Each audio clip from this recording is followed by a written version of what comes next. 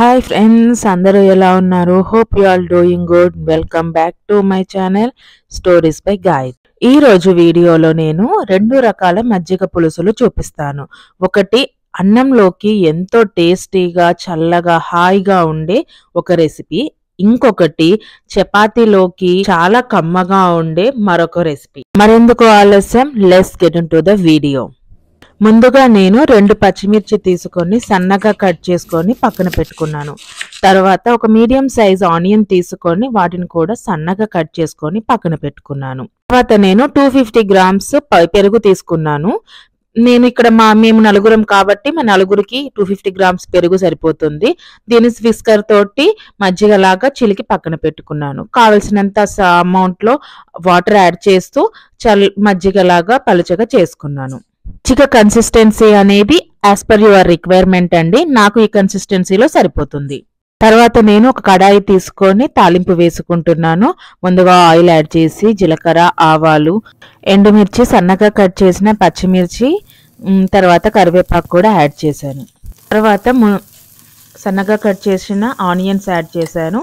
ఇందులో కొద్దిగా salt add చేసి సన్నని ఫ్లేమ్ మీద చక్కగా కలుపుకున్నాను. తర్వాత నేను మజ్జిగలోకి రుచికి సరిపడేంత సాల్ట్ యాడ్ చేశాను. సాల్ట్ బాగా కలుపుకున్న తర్వాత ముందుగానే తాలింపు పెట్టేసుకున్న ఉల్లిపాయల్ని మజ్జిగలోకి యాడ్ చేస్తున్నాను.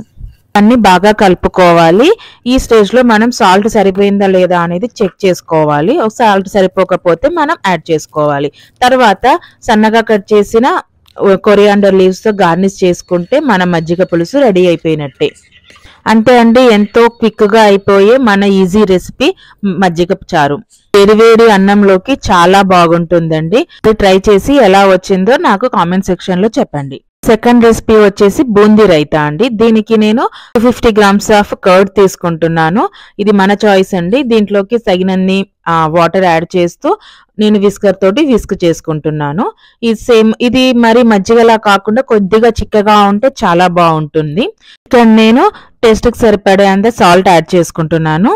తర్వాత నేను 1/2 స్పూన్ కారం, 1/2 spoon jeera powder and 1/2 spoon chaat masala add చేస్తున్నాను. అన్ని కూడా బాగా కలిసేటట్టు బాగా కలుపుకోవాలి అండి. ఇది నార్త్ ఇండియా సైడ్ బాగా చేస్తారు. చపాతీలోకి ఏం తినాలో ఏం వండాలో అర్థం కానప్పుడు ది బెస్ట్ రెసిపీ అంటే బూందీ రైతా. నేను బయట మార్కెట్లో దొరికే బూందీ మిశ్రమాన్ని తీసుకున్నాను. అది నాకు కావలసినంత అమౌంట్ ఆఫ్ తీసుకొని బాగా కలుపుకుంటున్నాను. అంతే అండి, లెస్ దాన్ 5 minutes లో అయిపోయే మన easy and quickest recipe the boondi raita. ఇంట్లో పిల్లలకి చాలా బాగా నచ్చే రెసిపీ అంటే బూందీ రైతా. ఇది మా పిల్లలు కూడా చేసుకొని తింటూ ఉంటారండి. I hope you all enjoyed today's recipes.